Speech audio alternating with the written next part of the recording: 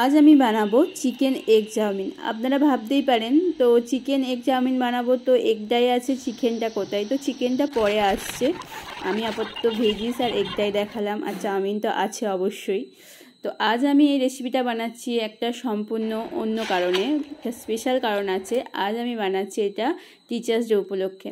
তো আমরা যখন ছোটো ছিলাম টিচার্স ডেতে আমরা দেখতাম স্যার ম্যামরা আমাদের ঘরে কিছু কিনে খাওয়াতো বা একসঙ্গে ফিস্ট করতো, কিন্তু আমার ইচ্ছে ছিল আমার স্টুডেন্ট হলে আমি তাদের ঘরে নিজের হাতে খাবার তৈরি করে খাওয়াবো। তাই আজকে এই রেসিপিটা বানাচ্ছি। তো প্রথমেই দেখলেন আমি চাউমিনগুলো সেদ্ধ করে নিয়েছি, আর এখানে মাংসটা ম্যারিনেট করছি। তার মধ্যে হলুদ, লঙ্কা, জিরে, ধনে, একটু কাসুরি মেথি, লেবুর রস, কাশ্মীরি রেড চিলি দিয়ে ভালো করে ম্যারিনেট করেছি। এর সঙ্গে আমি পরবর্তীকালে একটু সয়া সস আর টমেটো সসও অ্যাড করেছি, যেটা ভিডিওর মধ্যে নেই।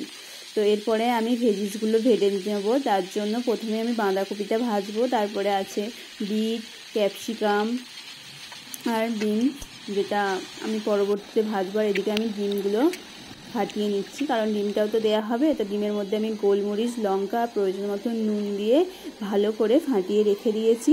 আর এদিকে আমি দেখছি যে আমার বাঁধাকপিটা ভাজা ভাজা হয়ে গেছে, তার জন্য আমি ভেজে তুলে নিয়েছি। তো এরপরে আমি আর যে ভেজিসগুলো আছে, যেমন ডিম কড়াই, গাজর, ক্যাপসিকাম, ওগুলো ভেজে নিয়েছি। তো ওইগুলো ভেজে তোলা হয়ে গেলে আমি লাস্টে ডিমটা ভেজে নিচ্ছি।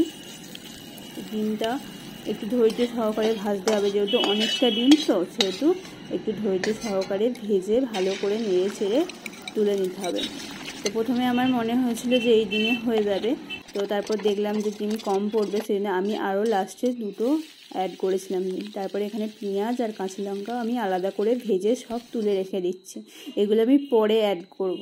তো এরপরে আমি একটু তেল আর বাটার দিয়ে আমি চাউমিনটা ভালো করে ভেজে নেব। ওর মধ্যে প্রয়োজন মতো নুন, একটু সয়া সস, একটু ভিনিগার আর একটু গোলমরিচ দিয়ে ভালো করে আমি একটু ভেজে নিয়েছি। ভেজে নেওয়ার পরে সব এক এক করে আমি তুলে নিয়েছি। তারপরে মাংসটা আমি তেলের মধ্যে দিয়ে অনেকক্ষণ কষিয়ে অল্প একটু জল দিয়ে আমি ভেজে তুলে নিয়েছি। তো ওরাও খুব খুশি হয়েছিল খেয়ে, আর বলেছিল সবাই যে খুব সুন্দর খেতে হয়েছে। তো আপনারা কে কী করলেন টিচার্স ডেতে, কে কীভাবে টিচার্স ডে পালন করলেন অবশ্যই জানাবেন।